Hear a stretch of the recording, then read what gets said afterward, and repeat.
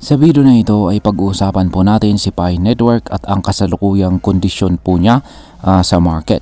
Base po sa mga technical indicators, si Pi Network ay papalapit na raw sa tinatawag na oversold condition na kadalasan ay senyales ng isang bullish reversal o pagbalik ng pagtaas ng presyo. Pero teka, ano nga ba ang ibig sabihin nito?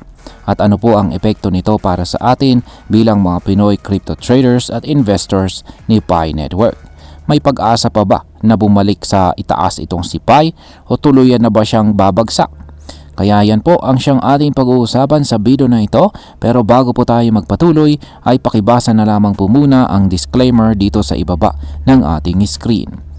At ayan, ang ating nakikita po rito ay ang presyo ni Pi Network na nasa 0.72. Yan, bumaba na naman siya. Itong nakalipas na araw is nasa 0.77 tapos naging 0.76 at kahapon lamang ay nasa 0.74 tapos naging 0.73 at ngayon ay 0.72 na.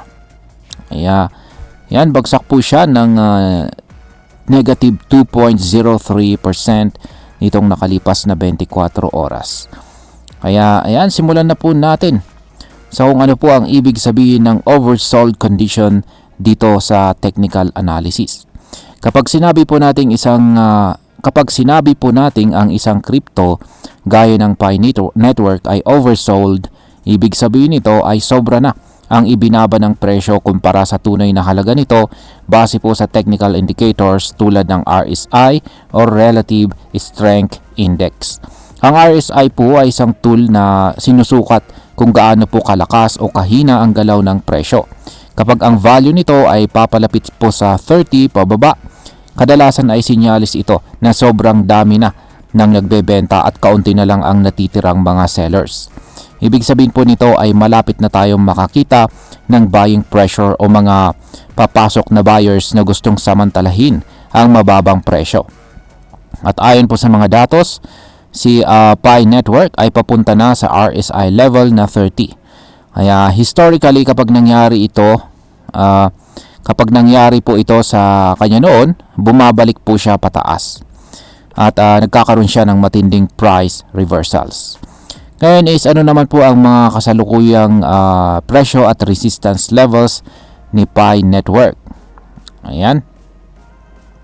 Sa ngayon, si Pi Network ay bumagsak po mula sa swing high na 0.99 pababa po sa swing low na 0.66.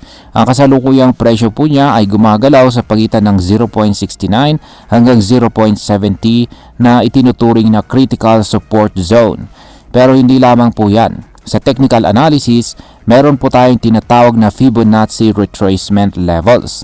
Dito po pumapasok ang 0.618 na Fibonacci level, kung saan ay katapat po niyan ang presyong 0.69. Kaya ang level na ito ay kilalang support level kung saan madalas nagbabounce ang presyo. Kaya napakahalaga po ng zone na ito. Dagdag pa dito ay meron din tayong tinatawag na point of control or POC na nasa presyong 0.74. Ito po ang pinaka-aktibong price level kung saan madalas nagkakaroon po ng palitan ng volume. Kapag nakuha ulit ni Pi ang 0.74, malaking posibilidad na bumalik po ang momentum at umakyat po siya papunta sa presyong 0.85 at posibleng bumalik sa presyong 0.99. Ngayon is bakit po mahalaga ang volume sa galaw ng presyo? Habang bumabagsak po ang presyo ni Pi, napansin ding humihina ang volume o dami ng nagtitrade. Karaniwan, kapag ganito po ang nangyayari, ang ibig sabihin ay napapagod na po ang mga sellers. Unti-unting nauubos ang pressure sa pagbebenta. At kapag pumasok ang mga bagong buyers sa gitna ng support zone, maaaring sumabog pataas ang presyo dahil wala na pong halos resistance. Kaya kung pagbiglang dumami ang volume habang nasa ilalim si Pi, isa po itong malinaw na sinyales ng pagbalik ng bullish trend. Ngayon is pag-usapan naman po natin ang tinatawag na apex structure. Ano naman ang ibig sabihin nito at bakit po ito importante? Isa pang mahalagang bagay na nangyayari kay Pi ngayon ay ang formation ng tinatawag na apex structure. Ibig sabihin nito ay ang presyo ay parang naiipit sa isang masikip na triangle. May pababang resistance line at matibay po na support line sa ilalim. Ayan, check po natin yung kanyang chart dito. Ayan, yan po ulit. Nakikita natin dito. Ayan, isang triangle, isang descending triangle pattern po yan. At kitang-kita natin na malapit na ito sa dulo. Kaya yan po yung tinatawag na apex. Kaya, ayan, ang ganitong setup ay para daw time bomb. Kapag napuno na at ay siguradong sasabog ang presyo, pataas or pababa. At dahil nasa malapit na support itong si Pi at may historical confluence tulad po ng Fibonacci, RSI at saka volume support, mas mataas ang chance na pataas ang kanyang magiging galaw. Ngayon ay ano naman po ang mga posibleng senaryo sa susunod na galaw ni Pi Network. Sa ngayon ay meron pong tatlo na posibleng senaryo na maaari nating asahan sa susunod na mga linggo. Unang senaryo ay kapag napanatili po ni Pi ang kanyang presyo sa itaas na 0.69 at biglang pumasok ang volume, posibleng makuha po niya ulit ang point of control sa presyong 0.74. Kapag nangyari ito, asahan po natin ang kanyang pag-akyat patungo sa presyong 0.85. Sa senaryo, ikalawang senaryo ay kapag nagpatuloy po ang pagtaas ng buying volume at nabasag ang resistance sa 0.85, posibleng bumalik si Pi sa presyong 0.99, ang previous swing high. Ito ay magiging full rotation move.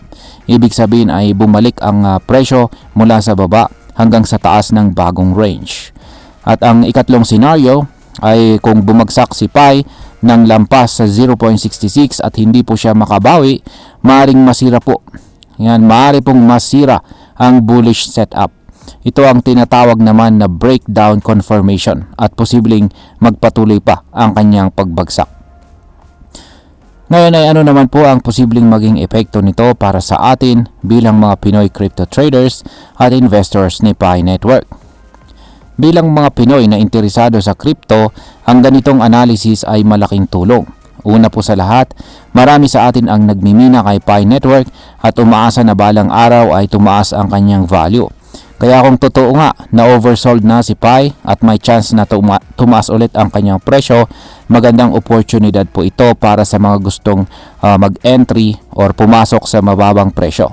Para naman po sa mga matagal ng holders ni Pi, maaaring ito na ang hinihintay nating reversal. Pero tandaan po natin, huwag po tayong umasa lang sa hula. Mahalaga pa rin ang tamang analysis at saka risk management. Bilang panghuli, ang masasabi ko naman tungkol dito ay para sa akin ang nangyayari ngayon kay Pi Network ay parang paghahanda bago ang isang malaking galaw. Hindi pa po tapos ang laban ni Pi. Marami pa siyang pwedeng ipakita. Ang pagiging malapit niya sa oversold level kasama ang technical support sa Fibonacci at saka volume profile ay nagbibigay po ng matibay na argumento na posibleng mag-reverse siya.